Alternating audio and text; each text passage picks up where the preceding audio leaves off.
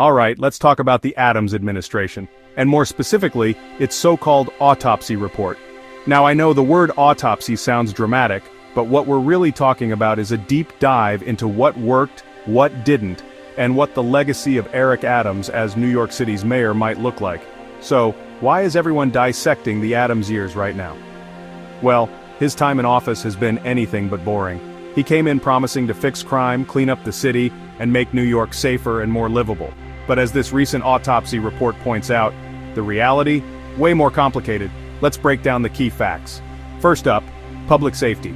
Adams, a former cop, made fighting crime his #1 priority. And yeah, major crimes dropped a bit in 2024, but not enough for most New Yorkers to actually feel safer. There were big headlines about subway crime, and even with new police tactics, the sense of insecurity stuck around. The report says Adams's approach was more about headlines than real, lasting change. Now let's talk about homelessness and housing. Adams promised to tackle the crisis head-on. But according to the report, his administration mostly shuffled people around, moving them from shelters to hotels, or even out of the city. The root problems? Not really solved. Rents kept climbing, and affordable housing stayed out of reach for way too many. Then there's the migrant crisis, a huge challenge for any mayor. Adams called for federal help, but critics say his messaging was all over the place. Sometimes he sounded sympathetic, other times he seemed frustrated. The report says this inconsistency made it harder to build real solutions or public support. On education, Adams talked a big game about improving schools. But the report points out that most of the real change came from state policies, not City Hall. So while he took credit for some wins, the actual impact was limited. And here's a big one: style over substance.